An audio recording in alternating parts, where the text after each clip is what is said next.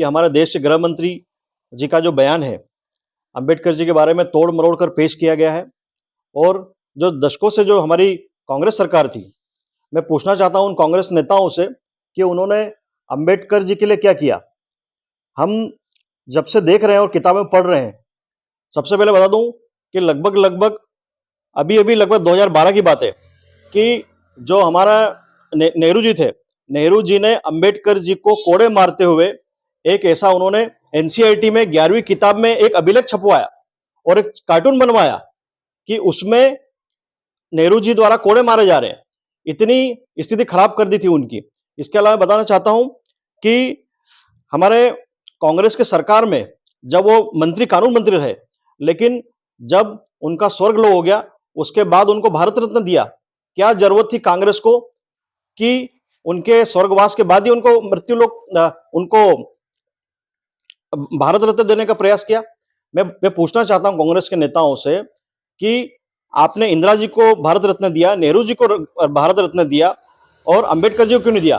मैं बताना चाहता हूं आपको कि अटल बिहारी वाजपेयी की संयुक्त सरकार में, भाजपा की सरकार में 1990 में हमने उनको भारत रत्न दिया।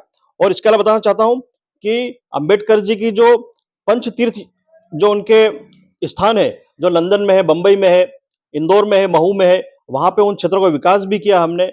और दिल्ली में भी हमने किया है, जहां वो पढ़ते थे लंदन में, वहां पे हमने म्यूजियम 2.5 लाख करोड़ का लगभग लगभग हमने 2019 में 2015 में उस म्यूजियम का शिलान्यास भी किया। इसके अलावा बताना चाहता हूं कि नरेंद्र मोदी ने 26 नवंबर को संविधान दिवस घोषित किया। यह भाजपा सरकार ने किया, न कि कांग्रेस सरकार ने। और बताना चाहूं कि महानिर्वाण पर्व के माध्यम से इंटरनेशनल डॉक्टर अंबेडकर का इंटरनेशनल सेंटर है, वहां उसका उद्घाटन 2.5 एकड़ जमीन में हमने किया है। यह भी नरेंद्र मोदी की सरकार में हुआ।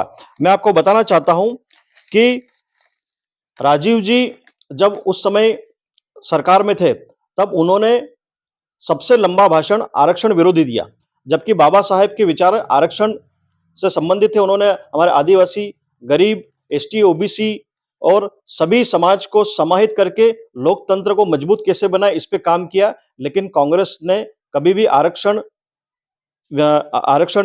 हित के लिए कभी भी कानून प्रस्ताव नहीं किया।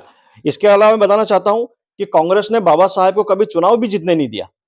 उन्होंने 2 बार वो रहे संसद में, इसके बाद उनको वहां से कानून पद से इस्तीफा दिलवाने का इतना अथक प्रयास किया कि आखिरी में उनको खुद राजनीति से संन्यास लेना पड़ा।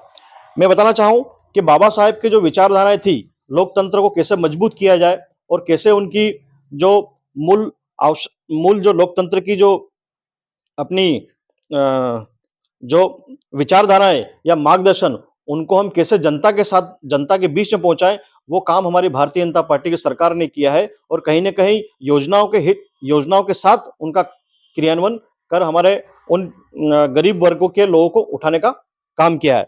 मैं बताना चाहता हूं कि बाबा साहब को मंत्रिमंडल में जब थे तो वहां से भी उनको हटाने का अथक प्रयास किया उन्होंने, ये कांग्रेस ने किया।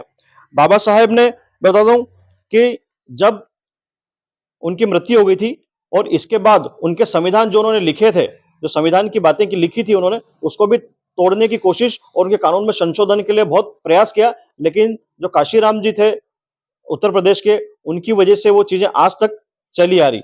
मैं आपको और बताना चाहता हूं कि कानून पद के जब वो मंत्रिमंडल में जब वो कानून पद का उनका दायित्व था, तब उनसे जबरदस्ती उनसे इस्तीफा भी दिलवाया गया। और इसके अलावा आखिरी में उनको लंदन में रहने के लिए मजबूर किया। यह कांग्रेस पार्टी की चाल है और कांग्रेस पार्टी की नीति है। और आखिरी में जाके मैं आपको बता दूं, इतनी स्थिति खराब आ गई थी कि उनको आखिरी में अपना धर्म भी स्वयं परिवर्तन करना पड़ा। तो मैं सभी आपकी मीडिया के माध्यम से बताना चाहता हूं जनता को कि कांग्रेस जो आज जो अंबेडकर अंबेडकर करके नारा और उनके सम्मान में सारे आंदोलन कर रही है, हमारे क्षेत्र में भी कर रही है और हमारे लगभग पूरे देश में ये लोग एक आंदोलन और विरोध प्रदर्शन कर रहे हैं।